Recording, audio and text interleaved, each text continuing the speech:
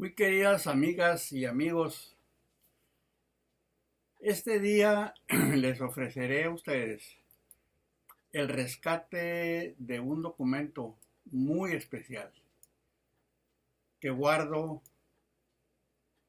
en mis archivos, conservo con mucho gusto, con mucho cariño. Es un auténtico platillo gourmet para cualquiera interesado en la historia de nuestro Hermosillo tan querido. El documento es algo extenso, pero aún así espero que lo disfruten hasta el último bocado. Muy buen provecho. Hermosillo castigado por Ángel López Real, es el autor. El reloj del molino harinero El Hermosillense marcaba las 4:45 de la mañana del domingo 28 de abril de 1929. Enfrente pasaban los bufantes convoyes de trenes militares llevando a bordo las tropas que apenas habían llegado la noche anterior a Hermosillo. Todos los pasajeros iban alterados, algunos sin arma ni uniforme, otros mal uniformados y equipados, los más mal vestidos de civil. Indisciplinadamente y casi en pánico huían en un evidente sálvese el que pueda, como pueda. Tan penosamente así se desvanecía el último levantamiento armado de la Revolución Mexicana, fraguado en la propia ciudad de Hermosillo y secundado por otros 10 estados del país. Por tal motivo, el levantamiento fue conocido como, entre comillas, Plan Hermosillo o, entre comillas, escobarista. Y al movimiento se le llamó también, otra vez, entre comillas, la renovadora. La renovadora.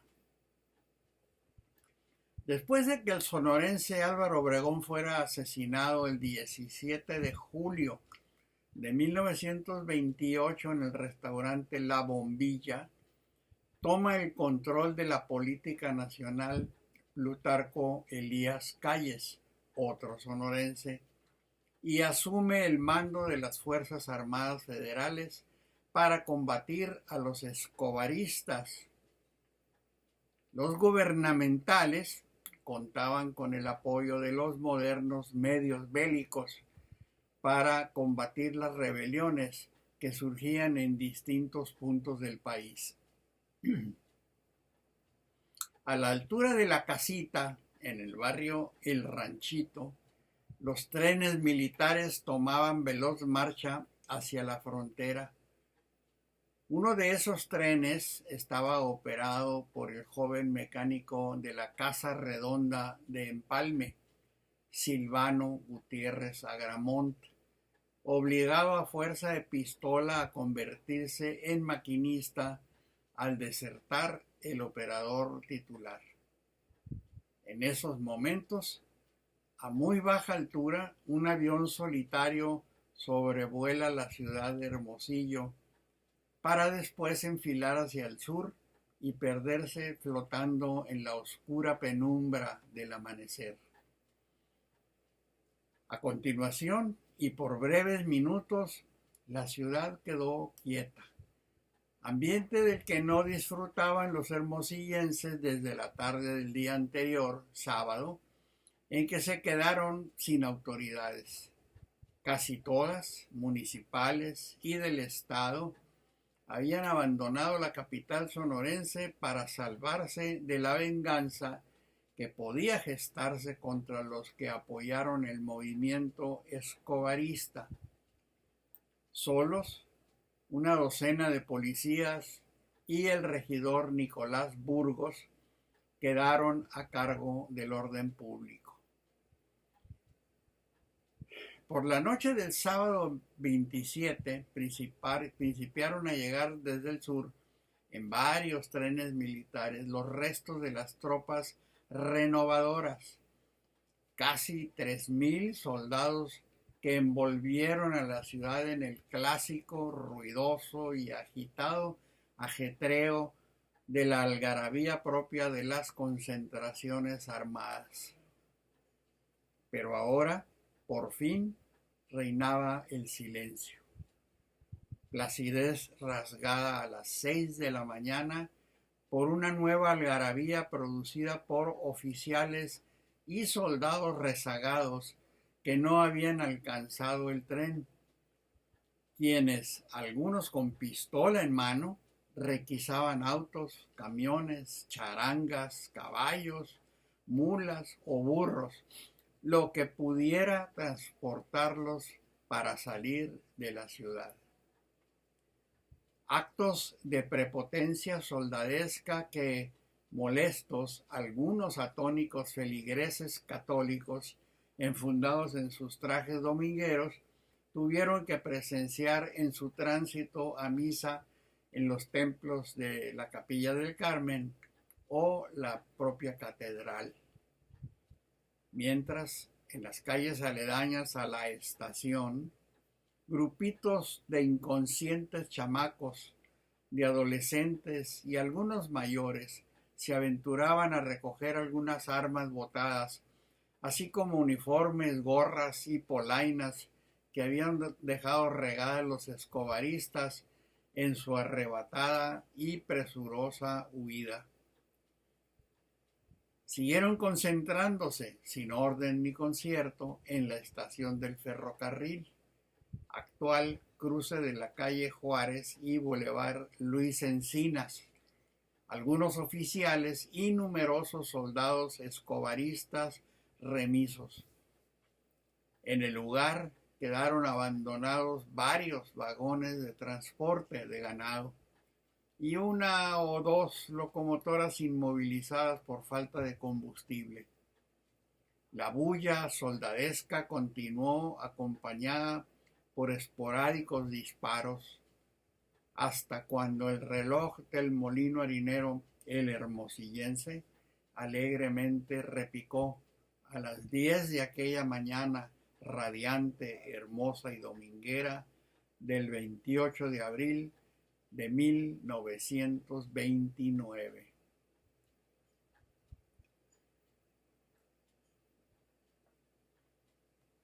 Tan, tan, tan, entre el lento ritmo con que rodaban las campanadas del reloj, se oyó el grito de uno de los soldados escobaristas rezagados, ubicados cerca de uno de los vagones inmovilizados en los tendidos centrales de rieles de la curva frente a la estación, exclamando: «¡Miren, allá!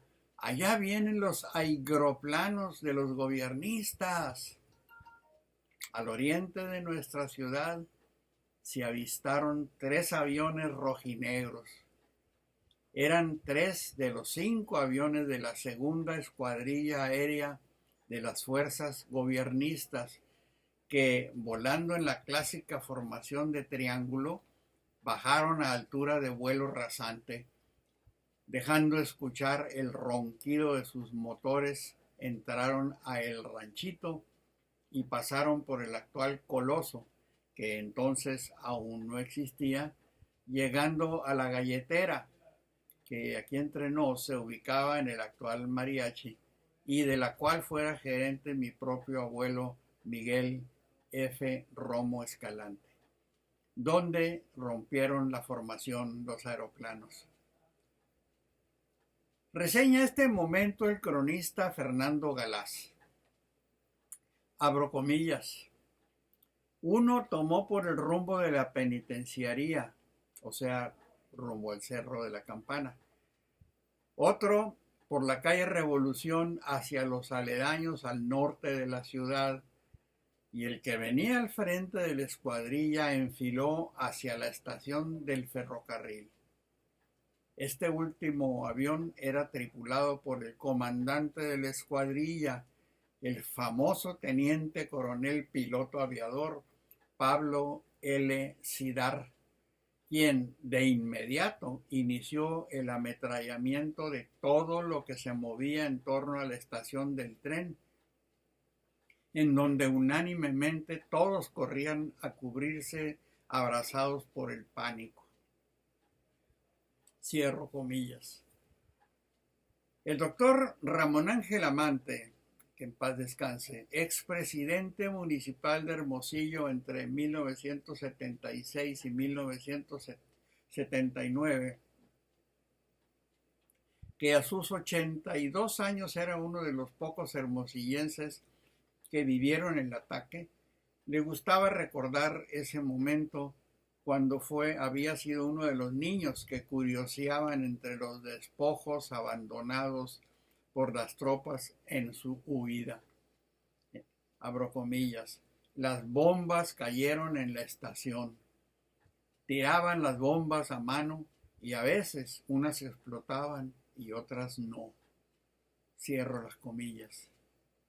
La segunda escuadrilla aérea estaba compuesta por 3 aviones Douglas Chance Vought Corsair con motor UASP Wasp de 450 caballos de potencia, un avión Bristol Bloodhound tipo 93B que sobrevolaba el propio Cidar y que al parecer fue utilizado para soltar las bombas a mano por parte de la tripulación del avión, y un Stinson Detroiter SW-1B. Según testigos, la segunda escuadrilla solo empleó 3 de estas unidades aéreas en el ataque a la ciudad de Hermosillo y estaban en efecto pintadas en un tono rojo y negro. El cronista Galás prosigue describiendo el momento, vuelvo a abrir comillas. Al brutal y despiadado ataque, la gente en la calle corría azorada, sin rumbo fijo a veces, y muchos buscaron protección en los resquicios de las puertas, también en el mercado, en las cantinas. Las iglesias se atestaron de gente en busca de refugio y en rezos de clemencia pedían a Dios misericordia. Por doquier el pánico impuso su señorío. Cierro las comillas. Como aún quedaban escobaristas varados en la estación del ferrocarril, el señor George Rafaelovich, inmigrante yugoslavo que se dedicaba en Hermosillo a la venta de naranjas, esa mañana llevó a las inmediaciones de la estación su carreta Solki llena de producto, pues viendo llena la estación de tropas, supuso que sería un buen día de ventas.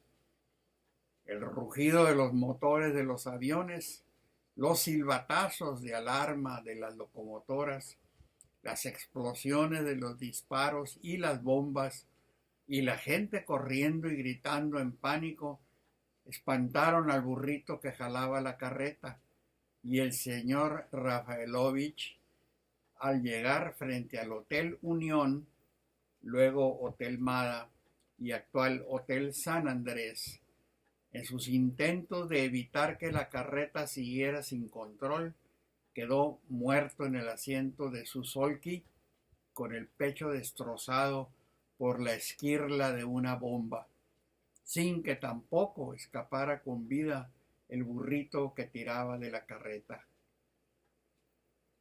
La misma explosión alcanzó a una infeliz india vendedora de tortillas en la estación, la que con las tripas en la mano expiró a las puertas del mencionado hotel. Miguel Norzagaray, serio y trabajador maestro albañil y, oh ironía, simpatizante callista, cayó en la esquina de las calles Jalisco y Revolución con el cuerpo destrozado por el fuego de ametralladora despedido por el avión que torció vuelo hacia el norte.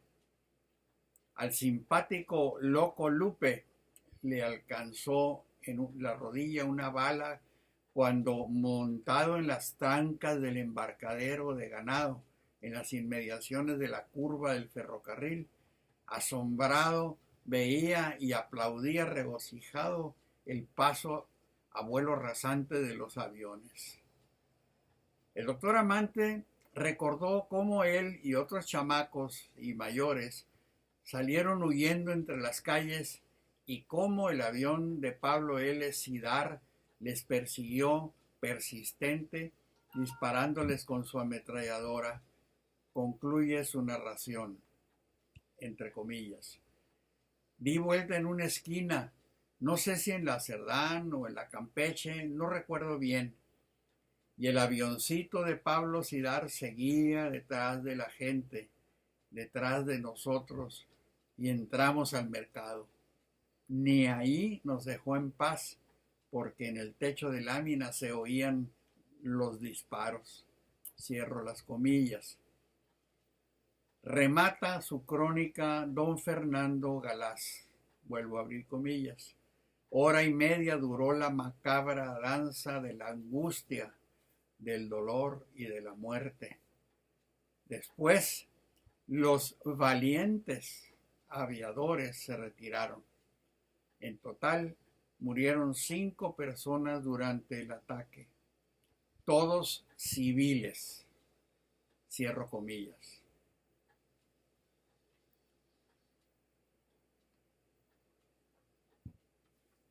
El reloj del molino El Hermosillense, con su clásico y pausado campaneo, anuncia las 11:30 de la mañana. El pánico de la población ya había regresado su tránsito hacia el miedo. Los hermosillenses más sosegados, como don Nicolás Burgos, don Luis Encinas, el padre, don Ramón Gil Samaniego y algunos policías, recorren la ciudad visitando vecindarios en su intento de calmar los ánimos. Piden que se levanten cuanto antes banderas hechas con sábanas o prendas blancas como camisetas, camisas o ropa interior. Muchos, centenares, optan mejor por agarrar sus cobijas y en gigantesca peregrinación cruzan el río Sonora rumbo a Villa de Ceris. El cantarino reloj del molino El Hermosillense ahora anuncia que son las 12, mediodía, con 45 minutos. Su parsimonioso tan, nuevamente es opacado por el ronroneo de un solitario avión que por algunos minutos estruja los nervios de los hermosillenses. Era el teniente coronel Pablo L. Cidar quien lo hace descender en uno de los llanos del barrio de San Benito, hoy el tramo comprendido entre la avenida Gastón Madrid y Veracruz. Pistola en mano, Cidar baja del avión y a la carrera llega al telégrafo de la estación del ferrocarril y manda un lacónico mensaje de 4 palabras. Hermosillo se ha rendido. Luego, Cidar se deja querer por ramilletes de bellas damitas locales que acuden a admirar al avión y al aviador. Más tarde, desde el sur llegan las tropas del general Elías Calles para acabar con los insurrectos, que para entonces ya habían pasado al otro lado. Con Elías Calles llega el general Lázaro Cárdenas y la tropa gobiernista con el resto de la segunda escuadrilla aérea dependiente de la columna expedicionaria, que también aterrizó en San Benito, permaneciendo en Hermosillo hasta el día 8 de mayo, cuando finalmente emprenden el vuelo a la capital del país. Durante su estancia en Hermosillo, El día 4 de mayo, el general Elías Calles sufrió un atentado de muerte en el viejo Hotel Ramos, donde se había hospedado. Hotel Ramos que padeció un incendio en alguna época más adelante. Y uno de los aviones que integraban la escuadrilla que hizo el raid de bombardeo sobre Hermosillo, al parecer un Douglas Corsair O-2U-2M, el 6 de mayo, sufrió un severo accidente durante un paseo que los pilotos organizaban con damitas de la alta sociedad de la ciudad, teniendo que ser enviado a la capital del país, embalado y al borde de un ferrocarril. Esta es la narración histórica que les tengo recuperada, como les dije, del escrito de Ángel Real. Espero de todo corazón que les haya sido agradable. Estamos ya muy cerca de los días patrios, pues no es no día de revolución, pero sí días patrios. Y esta historia es una historia que le tocó padecer a nuestra ciudad. Ojalá les haya agradado. Mi placer es traérselos a ustedes y presentárselos. No olviden, los espero el próximo lunes con algún otro tema que ojalá también resulte de su interés. Cuídense mucho, que Dios los bendiga y nos vemos aquí el lunes, primero Dios.